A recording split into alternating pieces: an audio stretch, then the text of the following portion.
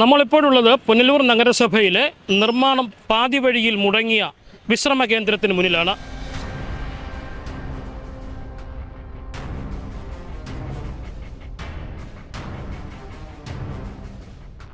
ഇതാണ് പുനലൂർ നഗരസഭയിലെ വിവാദമായ വിശ്രമ കേന്ദ്രം. ഏകദേശം പുനലൂരിലെ MLA-യും വനം മന്ത്രിയുമായിരുന്ന അഡ്വക്കേറ്റ് കെ രാജുവിൻ്റെ ആസ്തി വികസന ഫണ്ടിൽ നിന്നും 40 ലക്ഷം രൂപ ചിലവഴിച്ച് നിർമ്മിച്ച വിശ്രമ കേന്ദ്രമാണത്. ഇപ്പോൾ ഇതിൻ്റെ സ്ഥിതി നമുക്ക് കാണാം. ഇതിൻ്റെ നിർമ്മാണം പാതി വഴിയിൽ നിലച്ചു നിൽക്കുകയാണ്. ഇതുവരെയും ഇത് തുറന്നു കൊടുക്കാൻ സാധിച്ചില്ല. ഇതിൻ്റെ മുൻവശത്തായിട്ട് കൂടിയിരിക്കുന്നത് ഇത്രയധികം വേസ്റ്റ് കൂടിക്കിടക്കുന്ന മറ്റൊരു സ്ഥലം പുനലൂർ നഗരസഭയിൽ കാണില്ല. അതുപോലെ തന്നെ 2 മുറികളാണ് ഇവിടെ നിർമ്മിച്ചിരുന്നത്. ഒന്ന് ഓഫീസ് സംവിധാനവും ഒന്ന് വിശ്രമവും, രണ്ടും കൂട്ടിയിട്ടിരിക്കുന്ന നിലയിലാണ്. അന്ന് ഇവിടെ സ്ഥാപിച്ച ചെയറുകളാണ്. വളരെ ശോചനീയമായ അവസ്ഥയിലാണ് ഇതിൻ്റെ ഓരോ സ്ഥിതിയും. ഇവിടെയൊക്കെ ഉണ്ടായിരുന്ന പല ചെയറുകളും ഇളകിപ്പോയിരിക്കുന്നു. ആൾക്കാർ ഇരിക്കുന്നത് തന്നെ അത്ര വൃത്തിഹീനമായ ഒരു അന്തരീക്ഷത്തിൽ ആൾക്കാർ ഇരിക്കേണ്ട സ്ഥിതിയാണ് ഇവിടെ ഉള്ളത്. മറ്റു നിവൃത്തിയില്ലാതെ സ്ത്രീകളും കുട്ടികളും വിദ്യാർത്ഥികളും ഉൾപ്പെടെയുള്ളവർ ഇവിടെ ഇരിക്കുന്നു എന്നുള്ളത് തന്നെയാണ് ഏറ്റവും ഖേദകരമായ വസ്തുത. നിർധനരുടെ ഭവന പദ്ധതിക്ക് സർക്കാർ അനുവദിക്കുന്ന ഏറ്റവും വലിയ തുക 4 ലക്ഷം രൂപയാണ്. പക്ഷേ പുനലൂർ നഗരസഭയിലെ ഈ വിശ്രമ കേന്ദ്രത്തിനായി 40 ലക്ഷം രൂപയാണ് അനുവദിച്ചത്. എന്നിട്ടും ഇതിൻ്റെ നിർമ്മാണം പൂർത്തീകരിക്കാനോ പൊതുജനങ്ങൾക്കായി തുറന്നു നൽകാനോ സാധിച്ചില്ല. എന്തുകൊണ്ടാണ് ഇവിടെ ഇങ്ങനെ സംഭവിക്കുന്നത്? ഞാനുണ്ട് ഇവിടെ ചോദിക്കാൻ. ചർച്ച ചെയ്യുകയാണ്. പുനലൂർ KSRTC ഡിപ്പോയിലെ വിശ്രമ കേന്ദ്രം എന്തുകൊണ്ട് നിർമ്മാണം പൂർത്തിയാകാതെ ഇഴഞ്ഞു നീങ്ങുന്നു?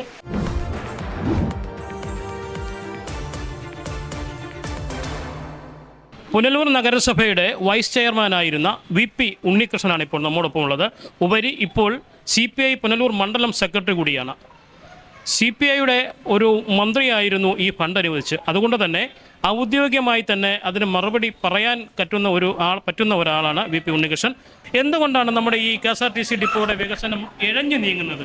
അതെങ്ങനെ നമുക്ക് വലുതാക്കി ഒരു പൂർവ്വസ്ഥിതിയിൽ എത്തിക്കാൻ പറ്റും, ജനങ്ങൾക്ക് പ്രയോജനമാകുന്ന നിലയിലേക്ക് എത്തിക്കാൻ സാധിക്കും? പുനലൂർ മുനിസിപ്പാലിറ്റിയെ സംബന്ധിച്ചിടത്തോളം ഈ കേരളത്തിൽ തന്നെ വേറെ മുനിസിപ്പാലിറ്റികൾ കാണില്ല KSRTCയെ ഇത്ര കണ്ട് സഹായിച്ച മുനിസിപ്പാലിറ്റിക്ക് ഇവിടെ മുനിസിപ്പാലിറ്റിയുടെ അധീനതയിലുള്ളത് കേവലം 7.5 സെൻറ്റ് ഭൂമിയാണ്. അത് കഴിഞ്ഞ പഴയ കാലത്ത് ഉള്ളവർക്കറിയാം. ഇവിടെ ഒരു കംഫർട്ട് സ്റ്റേഷനും ഒരു ഷോപ്പിംഗ് കോംപ്ലക്സും ഒക്കെ നിന്നിരുന്നു. ആ ഷോപ്പിംഗ് കോംപ്ലക്സ് ഇടിച്ച് ആ കംഫർട്ട് സ്റ്റേഷനെ പിടിച്ച് KSRTCയുടെ വികസനത്തിന് വേണ്ടി ആ വസ്തു വിട്ടു നൽകുക മാത്രമല്ല, ആ തോടിന് സമാന്തരമായി ആ 7.5 സെൻറ്റിൽ ഒരു ഷോപ്പിംഗ് കോംപ്ലക്സ് പണിഞ്ഞ് അതിനകത്തെ KSRTCയുടെ ഓഫീസ് സമുച്ചയമടക്കം അവരുടെ വിശ്രമ കേന്ദ്രമടക്കം നിർമ്മിച്ചു കൊടുത്ത മുനിസിപ്പാലിറ്റി പുനലൂർ മുനിസിപ്പാലിറ്റി. അത് പ്രത്യേകിച്ചും ഏതാണ്ട് 3 കോടി രൂപയാണ് അതിന് ചിലവിട്ടത്. മുനിസിപ്പാലിറ്റിയുടെ ഷോപ്പിംഗ് കോംപ്ലക്സുകൾ എന്ന് പറയുന്നത് ഇതിന് പുറകിൽ ആയി കുറച്ച് കടമുറികളുണ്ട്. ബാക്കിയെല്ലാം KSRTCക്ക് വിട്ടു നൽകിയിരിക്കുക. ബഹുമാനായ പുനലൂർ MLA ആയിരുന്ന മന്ത്രിയായിരുന്ന രാജു സാറ് അദ്ദേഹത്തിൻ്റെ ഭരണകാലത്ത് വളരെയേറെ സഹായങ്ങളാണ്. ഇവിടെ ടൈൽസ് ഇടുക, ഇതുപോലെ വിശ്രമ കേന്ദ്രം അനുവദിക്കുക, സ്ത്രീകൾക്കുള്ള വിശ്രമ കേന്ദ്രം അനുവദിക്കുക, ഉദ്യോഗസ്ഥന്മാർക്കുള്ള ഓഫീസ് സമുച്ചയം അനുവദിക്കുക, ഇതൊക്കെ ചെയ്തത് രാജസ്ഥാൻ്റെ കാലത്താണ്. തുടർന്ന് വന്ന PS സുബാൽ MLA-യുടെ കാലത്ത് ഈ ഭൂമി പരിശോധിക്കുകയും ഈ ഭൂമിക്ക് യഥാർത്ഥത്തിൽ റവന്യൂ പുറമ്പോക്കാണ്. ഈ ഭൂമി 2.5 ഏക്കർ എന്ന് പറയുന്ന 2 ഏക്കർ അധികം വരുന്ന ഈ ഭൂമി റവന്യൂ പുറമ്പോക്കാണ്. ആ റവന്യൂ പുറമ്പോക്ക് ഇന്ന് കേരളത്തിൽ മറ്റൊരു KSRTCയും കാണില്ല ഇതുപോലെ സ്വന്തമായി ഭൂമിയില്ലാത്തത്. ഇപ്പോൾ അതിനുവേണ്ടി ബഹുമാന്യനായ മന്ത്രി ആൻ്റണി രാജു ഈ സ്ഥലം സന്ദർശിക്കുമ്പോൾ, അന്ന് ഞാൻ വൈസ് ചെയർമാനായിരുന്നു, ഈ സ്ഥലത്തിൻ്റെ പട്ടയം KSRTCക്ക് ലഭിക്കുന്നതിന് വേണ്ടി PS സുബാൽ MLA ഇപ്പോൾ അക്ഷീണ പ്രയത്നത്തിലാണ്. റവന്യൂ വകുപ്പിൻ്റെ ശ്രദ്ധയിൽപ്പെടുത്തി കത്ത് കൊടുത്ത് അടിയന്തരമായി അത് പട്ടയം KSRTCയുടെ പേരിലേക്ക് മാറ്റിക്കൊണ്ട് ഇവിടെ ഷോപ്പിംഗ് കോംപ്ലക്സ് KSRTCയുടെ ഷോപ്പിംഗ് കോംപ്ലക്സ് അടക്കം നിർമ്മിക്കുന്നതിന് വേണ്ടിയുള്ള പദ്ധതി തയ്യാറാക്കിയിട്ടുണ്ട്. എന്നാൽ ഇപ്പോൾ നിങ്ങൾ ഇവിടെ ഉന്നയിക്കപ്പെട്ട പ്രധാനപ്പെട്ട വിഷയം ഈ വിശ്രമ കേന്ദ്രത്തിൻ്റെ കാര്യമാണ്. ഇവിടെ ഈ വിശ്രമ കേന്ദ്രം വളരെ ജനങ്ങൾക്ക് പ്രയോജനപ്രദമാകുന്ന ആ ഭാഗത്ത് നിൽക്കുമ്പോൾ കൂടുതൽ വെയിലേൽക്കും. അപ്പോൾ ജനങ്ങൾക്ക് വന്ന് വണ്ടി കയറുന്നതിന് വേണ്ടിയാണ് ഇവിടെ ഇങ്ങനെ ഒരു വിശ്രമ കേന്ദ്രം ഹാബിറ്റാറ്റിനെ കൊണ്ട് നിർമ്മിച്ചത്. 40 ലക്ഷം രൂപയായിരുന്നു അതിൻ്റെ എസ്റ്റിമേറ്റ് തുക. 30 ലക്ഷം രൂപയാണ് അതിന് ചിലവായിട്ടുള്ളത്. ഇവിടെ ഒരു സ്റ്റേഷൻ മാസ്റ്റർ ഓഫീസ്, അതുമായി ബന്ധപ്പെട്ടൊരു കംഫർ സ്റ്റേഷൻ, അതുമായി ബന്ധപ്പെട്ട പിന്നെ നമുക്ക് ഒരു സീറ്റിംഗ് ഇരിപ്പിടം ഒക്കെ സജ്ജീകരിച്ചിരിക്കുക. അപ്പോൾ വണ്ടിയെല്ലാം ഇങ്ങനെ വന്ന് നിന്ന് അതിനകത്തോട്ട് ആളുകൾ കയറുന്ന ഒരു രീതിയിലായിരുന്നു. എന്നാൽ ഈ ഭൂമി അന്ന് നിർമ്മിക്കുമ്പോൾ ഗവൺമെൻറ് അധീനതയിലുള്ള ഭൂമി എന്നുള്ള നിലയിൽ ആണ് ഇത് നിർമ്മാണം നടത്തിയത്. പക്ഷേ ഇതിൻ്റെ നമ്പർ കൊടുക്കുവാൻ അത് മുനിസിപ്പാലിറ്റിക്ക് സാധിച്ചിട്ടില്ല. കാരണം ഇത് പുറമ്പോക്കിലുള്ള നിർമ്മാണം പ്രവർത്തനമായതുകൊണ്ട് തന്നെ UA നമ്പരേ നമുക്ക് കൊടുക്കാനൊക്കെ, അൺആതറൈസ്ഡ് നമ്പർ മാത്രമാണ് നമുക്ക് കൊടുക്കാൻ കഴിയുക. അൺആതറൈസ്ഡ് നമ്പർ കൊടുത്താൽ ഇതിൻ്റെ 3 ഇരട്ടി ടാക്സ് KSRTC നഗരസഭയ്ക്ക് അടയ്ക്കേണ്ടി വരും. നഗരസഭയ്ക്ക് എല്ലാ സർക്കാർ സ്ഥാപനങ്ങളും ടാക്സ് അടയ്ക്കുന്നുണ്ട് എന്നുള്ള കാര്യം കൂടെ ഞാൻ ശ്രദ്ധയപ്പെടുത്തുക. നഗരസഭ എല്ലാ സർക്കാർ സ്ഥാപനങ്ങളും മിനി സിവിൽ സ്റ്റേഷൻ അടക്കമുള്ള സ്ഥാപനങ്ങൾ നഗരസഭയ്ക്ക് ടാക്സ് അടയ്ക്കുന്നുണ്ട്. ആ ടാക്സ് ഇവർ 3 ഇരട്ടി അടയ്ക്കാൻ ഇവർക്ക് മാർഗമില്ല. കാരണം KSRTC സംബന്ധിച്ചിടത്തോളം അങ്ങനെ അടച്ചാൽ ആഡിറ്റ് ഒബ്ജക്ഷൻ ഉണ്ടാകും. അതുകൊണ്ടാണ് ഇതിനൊരു കാലതാമസം ഉണ്ടായത്. തീർച്ചയായും ഈ പട്ടയം ലഭിക്കുന്ന മുറയ്ക്ക് ഇതിന് നമ്പർ കൊടുത്തുകൊണ്ട് ഇവിടെ പിന്നെ വിശ്രമ കേന്ദ്രം പ്രവർത്തിപ്പിക്കാനാവും. ഇപ്പോൾ കറണ്ട് അടക്കം നമുക്ക് കൊടുക്കാൻ കഴിയാത്തൊരവസ്ഥയുണ്ട്. ഈ വിശ്രമ കേന്ദ്രം പ്രവർത്തിപ്പിക്കാൻ ഒക്കാത്ത ഒരു സാഹചര്യം അതാണ്. പുനലൂരിന് വളരെ അത്യന്താപേക്ഷിതമായ ഒരു വെയിറ്റിംഗ് ഷെഡാണ്, ഒരു വിശ്രമ കേന്ദ്രമാണിത് പുനലൂർ KSRTC. നിലവിലെ KSRTC കണക്കനുസരിച്ചെന്ന് പറഞ്ഞാൽ വ്യക്തമായ ആൾക്കാർക്ക് നിൽക്കുന്നതിനോ വിശ്രമിക്കുന്നതിനോ ഒരു പാർക്കിംഗ് സംവിധാനം ഇവിടെ ഇല്ല. ഒരു വെയിറ്റിംഗ് ഷെഡിൻ്റെ അഭാവമുണ്ട്. അത് പരിഹരിക്കുന്നതിനായാണ് രാജു സാർ മന്ത്രിയായിരിക്കുന്ന സമയത്ത് 40 ലക്ഷം രൂപയോളം ഈ വെയിറ്റിംഗ് ഷെഡിനായിട്ട് അനുവദിച്ചു. എന്നാൽ ചില സാങ്കേതിക കാരണങ്ങളാൽ ഇത് ഇങ്ങനെ ഇഴഞ്ഞിഴഞ്ഞ് നീങ്ങുന്ന ഒരു സ്ഥിതിയാണ് നിലവിലുള്ളത്. അത് പരിഹരിക്കുവാനുള്ള ശ്രമങ്ങൾ നടക്കുന്നുണ്ടെങ്കിലും ഇപ്പോഴും അത് യാഥാർത്ഥ്യമാകുന്നില്ല എന്നുള്ളതാണ് വസ്തുത. ഇപ്പോൾ നമ്മോടൊപ്പം DCC ജനറൽ സെക്രട്ടറി ആയിട്ടുള്ള സഞ്ജയ് ഖാൻ ഉണ്ട്. നമുക്ക് ഈ ഇവിടുത്തെ ഒരു പൊതുപ്രവർത്തകൻ എന്ന നിലയിലും ഈ നാടിൻ്റെ ഒരു വികസനം ആഗ്രഹിക്കുന്ന ഒരാൾ എന്ന നിലയിലും ഈ വെയിറ്റിംഗ് ഷെഡ് ഇങ്ങനെ മതിയോ? കേരളവും തമിഴ്നാടും തമ്മിൽ അതിർത്തി പങ്കിടുന്ന പ്രദേശത്തുള്ള KSRTC ബസ് സ്റ്റാൻഡാണ്. ഈ ബസ് സ്റ്റാൻഡിലേക്ക് 10,000-കണക്കിന് അയ്യപ്പ ഭക്തന്മാർ ശബരിമല തീർത്ഥാടനവുമായി ബന്ധപ്പെട്ട് തന്നെ ഈ ബസ് സ്റ്റാൻഡിലൂടെ യാത്ര ചെയ്തുകൊണ്ടിരിക്കുന്നതാണ്. അതുകൊണ്ട് തന്നെ വിവിധ സംസ്ഥാനങ്ങളിൽ അറിയപ്പെടുന്ന ബസ് സ്റ്റാൻഡാണ്. ഈ ബസ് സ്റ്റാൻഡിലെ ഒരു വിശ്രമ കേന്ദ്രം എന്നത് വളരെ അത്യന്താപേക്ഷിതമാണ്. പക്ഷേ ഈ ബസ് സ്റ്റാൻഡിനെ സംബന്ധിച്ച് ഇതിൻ്റെ ഉടമസ്ഥാവകാശം ഇപ്പോഴും ഞങ്ങൾ മനസ്സിലാക്കുന്നത് പുനലൂർ നഗരസഭയ്ക്കാണ്. കേരളത്തിൽ KSRTCക്ക് വിട്ടുകൊടുക്കാത്ത ബസ് സ്റ്റാൻഡുകളിൽ ചിലതാണ്. ഏറ്റവും പ്രധാനപ്പെട്ടതാണ് പുനലൂർ KSRTC ബസ് സ്റ്റാൻഡ്. 2.5 ഏക്കറോളം സ്ഥലത്ത് സ്ഥിതി ചെയ്യുന്ന ഈ ബസ് സ്റ്റാൻഡിൽ പുതുവൽ ഇപ്പോഴും ഉണ്ട്. അതായത് പതിച്ചു കൊടുക്കാത്ത ഭൂമി നിലവിലുണ്ടെന്നാണ് മനസ്സിലാക്കുന്നത്. അങ്ങനെ പതിച്ചു കൊടുക്കാത്ത ഭൂമിയിലാണ് കഴിഞ്ഞ 2018-19 വർഷം 40 ലക്ഷം രൂപ മുടക്കി ബഹുമാനായ അന്നത്തെ MLA മന്ത്രിയുമായിരുന്ന രാജു സാറിൻ്റെ ഫണ്ടിൽ നിന്ന് 40 ലക്ഷം രൂപ മുടക്കി ഒരു വിശ്രമ കേന്ദ്രം നിർമ്മിച്ചത്. അതുകൊണ്ട് തന്നെ അത് പൂർത്തിയാകാത്ത അവസ്ഥയിലാണ്. ഇതിന് നഗരസഭയ്ക്ക് നമ്പർ ഇട്ട് കൊടുക്കാൻ പോലും കഴിഞ്ഞിട്ടില്ലെന്നാണ് ഞങ്ങൾ മനസ്സിലാക്കുന്നത്. ഇത്രയും അധികം പൈസ ഈ പതിവ് സ്ഥലത്ത് ഒരു വെയിറ്റിംഗ് ഷെഡ് നിർമ്മാണം നടത്തുന്നതിന് പകരം പതിക്കാത്ത സ്ഥലത്ത്, അതായത് പുറമ്പോക്ക് സ്ഥലത്താണ് ഈ വെയിറ്റിംഗ് ഷെഡ് നിർമ്മിച്ചിരിക്കുന്നത്. അതുകൊണ്ട് തന്നെ അതിൽ നിരവധി സാങ്കേതികത്വമുണ്ട്. അത് പരിഹരിക്കാൻ ഇതുവരെയും കഴിഞ്ഞിട്ടില്ല. ഇതിൽ മുനിസിപ്പാലിറ്റി ആണോ ഇതിൻ്റെ ഉടമസ്ഥാവകാശം, ഗവൺമെൻറ് ആണോ എന്ന ചോദ്യം ഇവിടെ നിലനിൽക്കുകയാണ്. ആരായാലും ഇത് അടിയന്തിരമായി പരിഹരിച്ച് ഇതിന് ശാശ്വതമായ ഒരു പരിഹാരമുണ്ടാക്കാൻ ഇടപെടേണ്ടതാണ്. മുനിസിപ്പാലിറ്റി ആയാലും ഗവൺമെൻറ് ആയാലും ഇതിൻ്റെ ഉടമസ്ഥാവകാശം തീരുമാനിച്ചുകൊണ്ട് ഇത് പരിഹരിക്കണം. അതോടൊപ്പം ഈ പുറമ്പോക്കിൽ എന്തുകൊണ്ട് ഈ വഴിയോര വിശ്രമ കേന്ദ്രം KSRTC യോട് ചേർന്ന് തന്നെ നിർമ്മിച്ചു എന്നത് അത് അന്വേഷണ വിധേയമായി കൂടി അന്വേഷണം നടത്തണമെന്നാണ് ആവശ്യപ്പെടാനുള്ളത്. നമുക്ക് ഈ ചുറ്റുവട്ടത്ത് ഇത്തരത്തിൽ KSRTCക്ക് വിശ്രമ കേന്ദ്രമില്ലാത്ത ഒരു KSRTC ഇപ്പോൾ ഉണ്ടോ എന്ന് തന്നെ സംശയം. കിഴക്കൻ മേഖലയിൽ നിന്നും ഏറ്റവും കൂടുതൽ ആൾക്കാർ എത്തുകയും ശബരിമല സീസണിൽ ഏറ്റവും കൂടുതൽ അയ്യപ്പന്മാർ എത്തുന്ന ഒരു സ്ഥലമാണ്. വിരിവിക്കുന്നതിനും വിശ്രമിക്കുന്നതിനും ഒക്കെ ഒരു സംവിധാനമാണ് ഇത് ഉദ്ദേശിക്കുന്നത്. അത്തരം ഒരു സംവിധാനത്തിലേക്ക് ഇതിന് മാറ്റാൻ കഴിയുമെന്ന് വിശ്വസിക്കുന്നു. പുനലൂർ മുനിസിപ്പാലിറ്റിയെ സംബന്ധിച്ച് ശബരിമലയുടെ ഗേറ്റ് വേ ആണ്. ശബരിമലയിലേക്ക് പോകുന്ന അയ്യപ്പ ഭക്തന്മാർ മുഴുവൻ പുനലൂർ KSRTC ബസ് സ്റ്റാൻഡുമായി ബന്ധപ്പെട്ടാണ് യാത്ര ചെയ്യുന്നത്. അതുകൊണ്ട് തന്നെ ഇവിടെ ഒരു വിശ്രമ കേന്ദ്രമില്ലാത്തതും KSRTCയിൽ അടിസ്ഥാന സൗകര്യങ്ങളില്ലാത്തതുമൊക്കെ വലിയ അയ്യപ്പ ഭക്തന്മാരുൾപ്പെടെയുള്ള യാത്രക്കാരെ ബാധിക്കുന്നുണ്ട് എന്ന കാര്യം നഗ്നമായ യാഥാർത്ഥ്യമാണ്. അതിനൊരു ശാശ്വതമായ പരിഹാരമുണ്ടാക്കാൻ ഇവിടെ KSRTCയിൽ യഥാർത്ഥത്തിൽ പറഞ്ഞാൽ തിരുവല്ലയിൽ KSRTC ബസ് സ്റ്റാൻഡ് എങ്ങനെയാണോ നവീകരിച്ചിട്ടുള്ളത് അതുപോലെ തന്നെ പുനലൂരിലെ KSRTC ബസ് സ്റ്റാൻഡ് നവീകരിക്കാൻ കഴിയുമായിരുന്നു. ഈ 2.5 ഏക്കർ സ്ഥലത്ത് വലിയ ഷോപ്പിംഗ് കോംപ്ലക്സ് ഉൾപ്പെടെ നിർമ്മിച്ചുകൊണ്ട് അടിസ്ഥാന ഡെവലപ്മെൻറ്റ് നടത്താൻ കഴിയുന്ന ഒരു ബസ് സ്റ്റാൻഡായിരുന്നു പുനലൂർ. പക്ഷേ അതൊന്നും ചെയ്തിട്ടില്ല. മാത്രമല്ല, ഈ പുനലൂരിൽ ഇപ്പോൾ കാണുന്ന കെട്ടിടങ്ങളുടെ മുഴുവൻ ഉടമസ്ഥാവകാശം മുനിസിപ്പാലിറ്റിയാണ്. അതിൻ്റെ വാടക വാങ്ങുന്നത് മുനിസിപ്പാലിറ്റിയാണ്.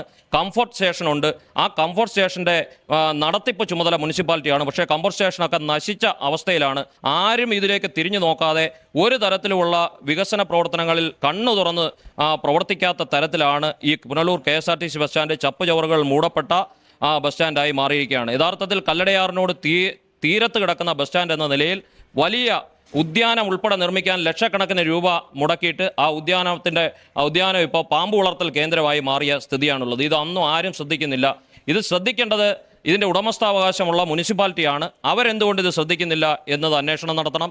ഏതോ ഗവൺമെൻറ്റും മുനിസിപ്പാലിറ്റിയും തമ്മിലുള്ള ശീതസമരമാണോ ഈ ഡെവലപ്മെൻറ്റിന് അടിസ്ഥാനപരമായി തടസ്സം നിൽക്കുന്നത് എന്നത് ചർച്ച ചെയ്യേണ്ട വിഷയമാണ്. എന്തായാലും ഈ അന്തർ സംസ്ഥാന പാതയുടെ സമീപത്ത് കേരളവും തമിഴ്നാടും തമ്മിൽ ബന്ധിപ്പിക്കുന്ന പ്രദേശത്ത് സ്ഥിതി ചെയ്യുന്ന ബസ് സ്റ്റാൻഡ് എന്ന നിലയിൽ ഇത് ഒരുപാട് തരത്തിലുള്ള ഡെവലപ്മെൻറ്റുകൾ നടത്തേണ്ടതാണ്. ഇതിപ്പോഴും പണ്ടത്തെ കാലത്ത് നിലനിൽക്കുന്ന ബസ് സ്റ്റാൻഡിൻ്റെ അതേ അവസ്ഥയിൽ നിൽക്കുകയാണ്. മുഴുവൻ ഡെവലപ്മെൻറ്റിനും തടസ്സം എന്താണ് എന്ന് അന്വേഷിച്ച് അതിനൊരു അടിസ്ഥാനപരമായ പ്രശ്നം പരിഹരിക്കാൻ KSRTCയും അതുപോലെ ഗവൺമെൻറ്റും ഈ മുനിസിപ്പാലിറ്റിയും തമ്മിലുള്ള പ്രശ്നം പരിഹരിക്കാൻ അടിയന്തരമായ ഇടപെടൽ ഉണ്ടാകേണ്ടത് ആവശ്യമാണ്.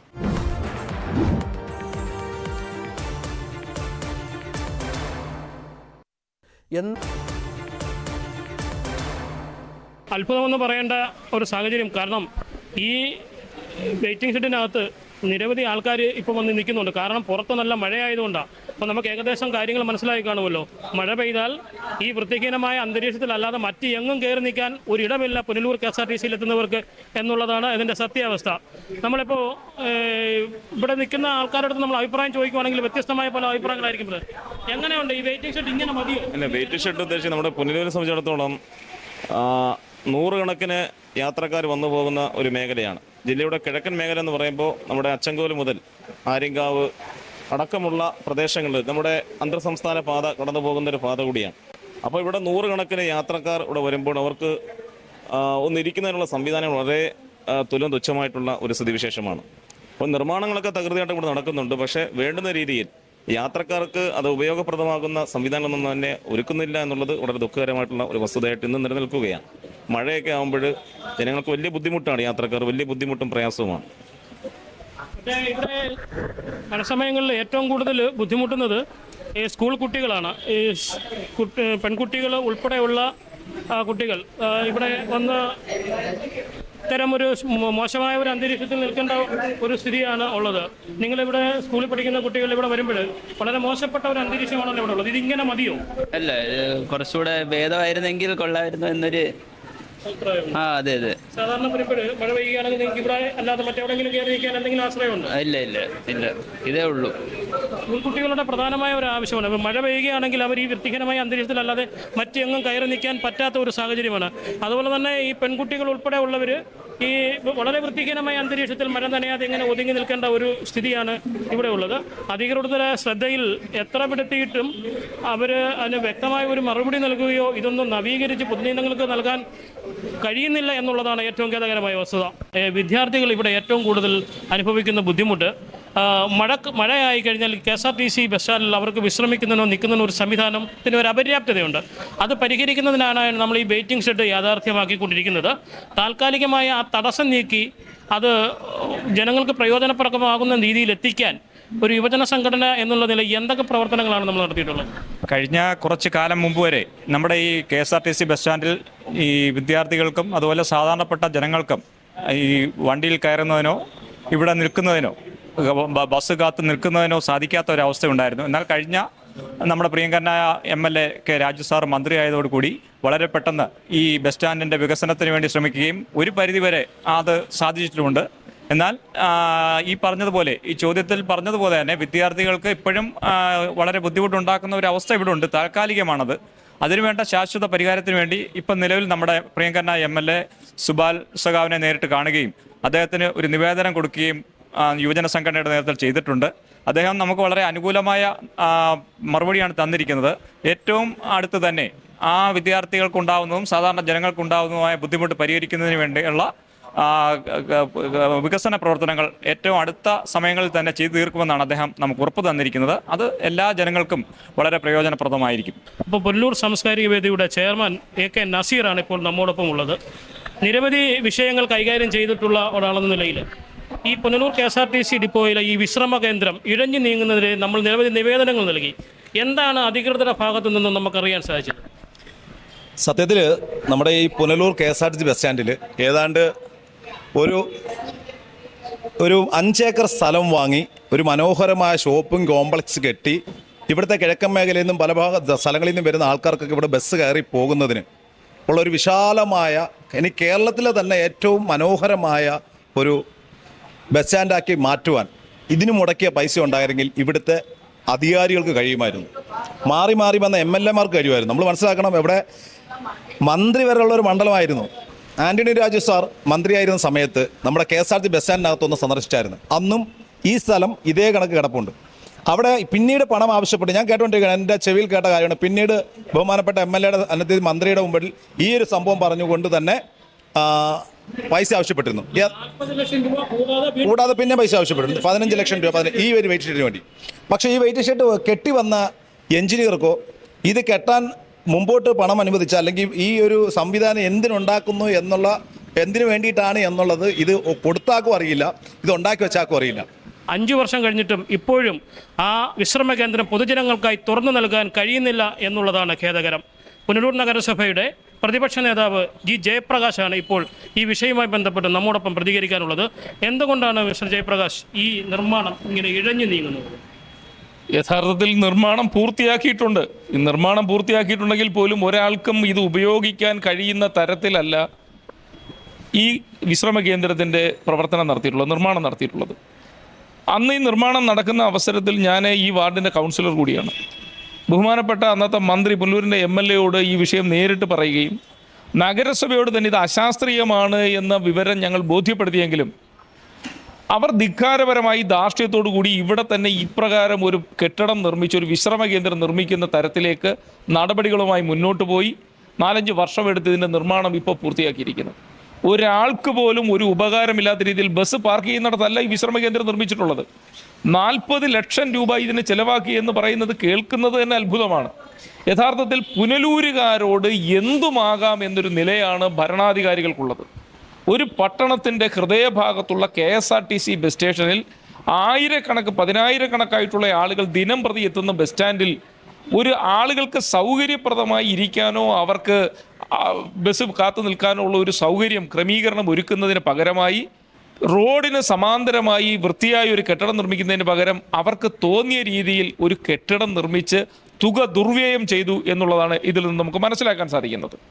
പുനലൂരിൽ പട്ടണവാസികളോട് നിരന്തരമായി കാണിച്ചുകൊണ്ടിരിക്കുന്നത് ഇതിന് സമീപത്തായി ഒരു 7 നില വ്യാപാര സമുച്ചയമുണ്ട്.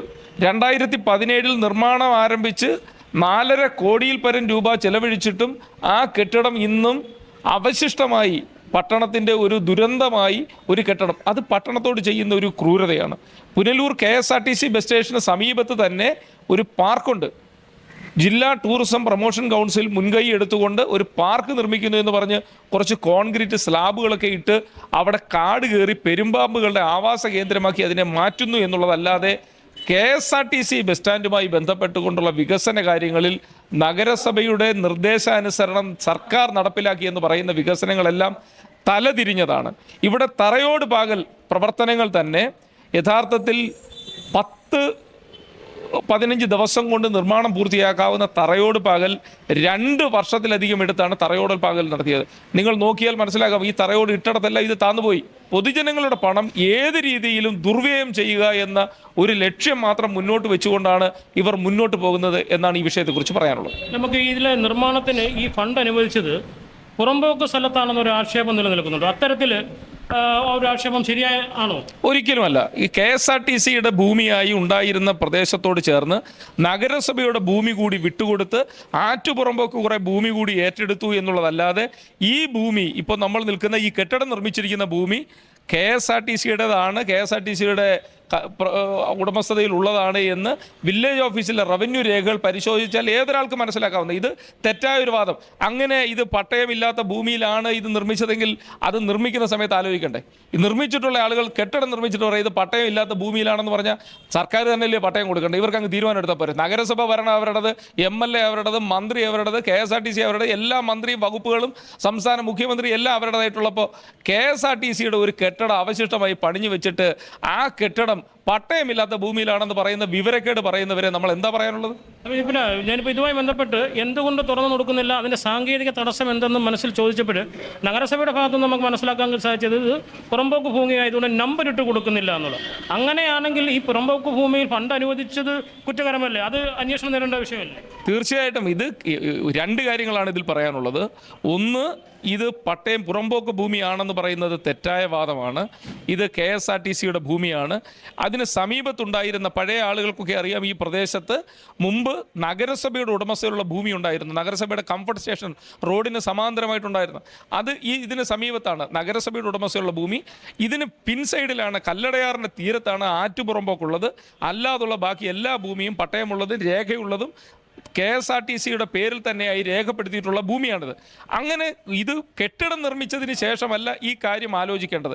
കെട്ടിടം നിർമ്മിക്കുന്നതിന് 40 ലക്ഷം രൂപ നൽകി ടെൻഡർ ചെയ്തു, കരാറുകാരൻ വന്നു, പണിയെടുത്തു, കെട്ടിട നിർമ്മാണം പൂർത്തിയാക്കിയതിന് ശേഷം പറയാൻ നമ്പർ ഇടാൻ കഴിയുന്നില്ലെന്ന് പറയുന്നത് വിവരക്കടല്, മടല് വെട്ടിയടിക്കണം. അങ്ങനെ പറയുന്ന വിവരക്കേട് പറയുന്നവരെ ഇവിടെ ഇത് നിരന്തരമായി നൽകുന്നത് നഗരസഭയുടെ തന്നെ ഉത്തരവാദിത്വത്തിൽ. ഇപ്പോൾ സ്പോർട്സ് കൗൺസിൽ ഒരു ഇൻഡോർ സ്റ്റേഡിയം നിർമ്മാണം പൂർത്തിയാക്കി. അതിന് നമ്പരിട്ടില്ല. ഉദ്ഘാടനം കഴിഞ്ഞിട്ട് 1.5 വർഷമായി, നമ്പരിട്ടില്ല. ഇവിടെ 100 കോടി രൂപ ചെലവാക്കിക്കൊണ്ട് താലൂക്ക് ഗവൺമെൻറ് ആശുപത്രി നിർമ്മിച്ചു. അത് ഞങ്ങൾ സമരം ചെയ്തതിന് ശേഷം 1.5 വർഷത്തിന് ശേഷമാണ് അതിന് നമ്പരിട്ട് കൊടുത്തത്. നഗരസഭയ്ക്ക് പിടിപ്പില്ലാത്തതിന്, നഗരസഭയുടെ നേതൃത്വത്തിന് പ്രാപ്തിയില്ലാത്തതിന്, പട്ടയമില്ലാത്ത ഭൂമിയിലാണ് എന്ന് പറഞ്ഞാൽ പട്ടയമില്ലാത്ത ഭൂമിയിൽ വെച്ചെങ്കിൽ അത് വെച്ചിട്ടുള്ളവരുടെ പേരിൽ കേസെടുക്കാനുള്ള നടപടിയാണ് ഉണ്ടാവുന്നത്.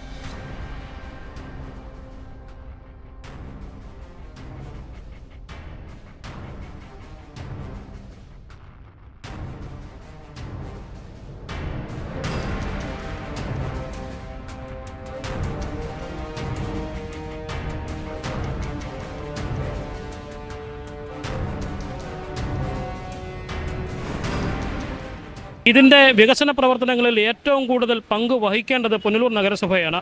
വളരെ നിർഭാഗ്യമെന്ന് തന്നെ പറയട്ടെ, ഈ പൊതുജനങ്ങളുടെ ആവശ്യം, ജനങ്ങൾ ഏറ്റവും കൂടുതൽ ബുദ്ധിമുട്ടുന്ന പുനലൂർ KSRTC ഡിപ്പോയിൽ ഈ വിശ്രമ കേന്ദ്രം തുറന്ന് പ്രവർത്തിക്കുവാനുള്ള നടപടികൾ സ്വീകരിക്കണം, അതിനുവേണ്ട അധികൃതരുമായി ഒരു ചർച്ച നടത്തണം എന്നുള്ളൊരു ആവശ്യവുമായി ബന്ധപ്പെട്ടാണ് ഞാനുണ്ട് ഇവിടെ ചോദിക്കാൻ എന്ന ഞങ്ങളുടെ സംഘം ഇവിടെ എത്തുന്നത്. പക്ഷേ നിർഭാഗ്യവശാൽ പുനലൂർ നഗരസഭയിലെ ചെയർപേഴ്സൺ ഉൾപ്പെടെയുള്ളവർ ഈ അഭിപ്രായത്തോട്, നമ്മളുടെ ഈ ആവശ്യത്തോട് മുഖം തിരിഞ്ഞ സമീപനമാണ് സ്വീകരിച്ചത്. പൊതുമരാമത്ത് സ്റ്റാൻഡിംഗ് കമ്മിറ്റി ചെയർമാനെയും നമ്മൾ ഈ വിഷയവുമായി ബന്ധപ്പെട്ട് ചർച്ചയ്ക്കായി ക്ഷണിച്ചിരുന്നു. എന്നാൽ standing committee chairman Binoy Rajan പറഞ്ഞത് ഇതിൻ്റെ നിർമ്മാണം പൂർത്തിയാക്കി ഉദ്ഘാടനം കഴിഞ്ഞു എന്നാണ് പറഞ്ഞത്. എന്ത് വിരോധാഭാസമാണ് നഗരസഭയുടെ ഭാഗത്തു നിന്നും ഉണ്ടാകുന്നത് എന്ന് മനസ്സിലാകുന്നില്ല.